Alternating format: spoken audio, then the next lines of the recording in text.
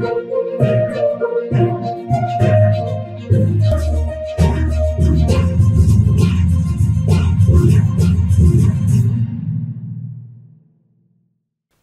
रहनुमा अहमद शाह मसूद एक लीजेंड की हैसियत अख्तियार कर चुके हैं।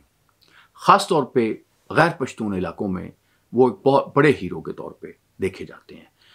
तालिबान की हुकूमत से पहले काबुल में उनकी तस्वीरें, पोस्टर आम नज़र आते थे और पूरी जो अफ़गानिस्तान जो है उस पर उनकी जो छाप है वो दिखाई देती थी।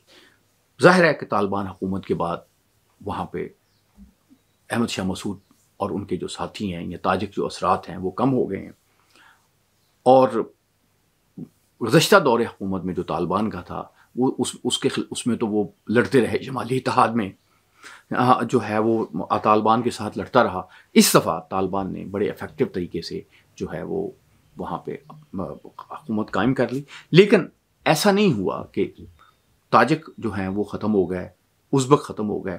अब जबकि अफ़गानिस्तान जो है वो कन्फ्रंटेशन की सूरत हाल में गया है, तो एक तो ताजिक लीडर जो हैं अहमद शाह मसूद के बेटे जो हैं अहमद मसूद जो हैं नौजवान हैं और ईरान में से उन्होंने तालीम हासिल की है, फिर मिलिट्री एकेडमी से भी उन्होंने तालीम हासिल की है। उनका एक बयान आया है और वो आया है पाकिस्तान के हक़ में और उसने ये कहा कि पाकिस्तान में जो खुदकुश हमले हो रहे हैं वो 500% जो है काबुल से वो प्लान होते हैं और उन्होंने पाकिस्तान की जो सपोर्ट में पाकिस्तान की जो मौक़िफ़ है उसकी हमायत की है।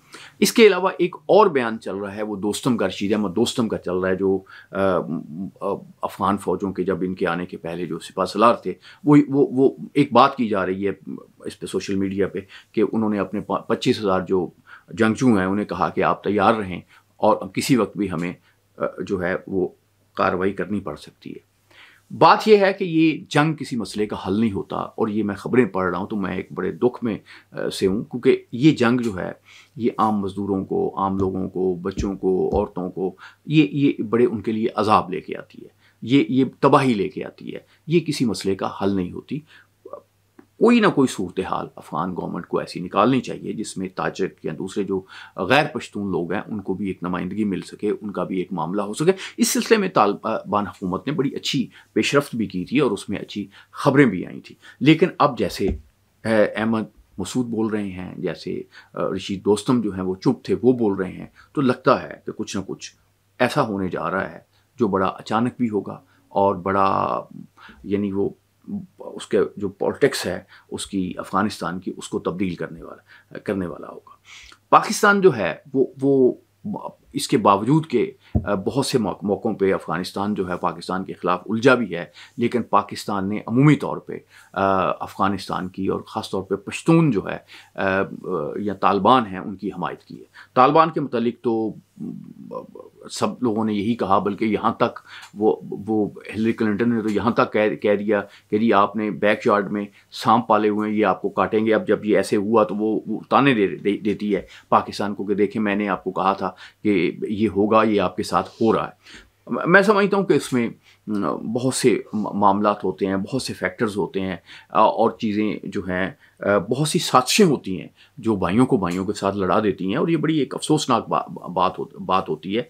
तो अफ़गानिस्तान जो है ये जितनी ख़बरें भी आ रही हैं कि पाकिस्तान के साथ उसकी लड़ाई शुरू हो गई है और ईरान जो है वो कह रहा है कि मैं रोल प्ले करता हूँ, लेकिन अभी देखें ना कि ईरान से भी उन्होंने भी मुहाजिरीन को वापस भेजा है, पाकिस्तान ने भी मुहाजिरीन को वापस भेजा है। तो जो अफ़गान हुकूमत की पॉलिसीज़ हैं, जो अफ़गान हुकूमत की जो क़यादत है उसके साथ बड़े मसाइल आ रहे हैं। फिर एक और ख़बरें जो ख़ास तौर पर जिस पर बहुत ज़ोर देते हैं, नजम सेठी साहब हमारे बहुत ज़ोर देते हैं कि इस वक्त अफ़गानिस्तान में 2 ग्रुप्स जो हैं वो मौजूद हैं और दोनों की कन्फ्रंटेशन भी है। एक तो हक्कानी ग्रुप है जो काबुल में हुक्मरान है, दूसरा जो है मुल्ला उमर के जो लोग हैं वो कंधार पे हैं। उन दोनों की वो एक पेज पे नहीं है और उनके एक पेज पे ना होने से पाकिस्तान के साथ भी उनका कोई मामला नहीं हो रहा, दूसरे लोगों के साथ नहीं हो रहा। और क्योंकि ये जो TTP है ये रह तो रही है उन इलाकों में, यहाँ पे हक्कानी असर ज़्यादा है, लेकिन ये कि उनका ان کی جو سافٹ کارنر ہے وہ ان کا قندھار گروپ کے ساتھ ہے.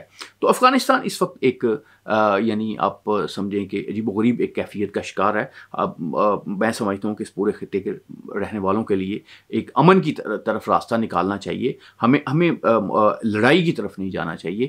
ہمیں کم از کم کوئی نہ کوئی ایسے راستے نکالنے چاہیے.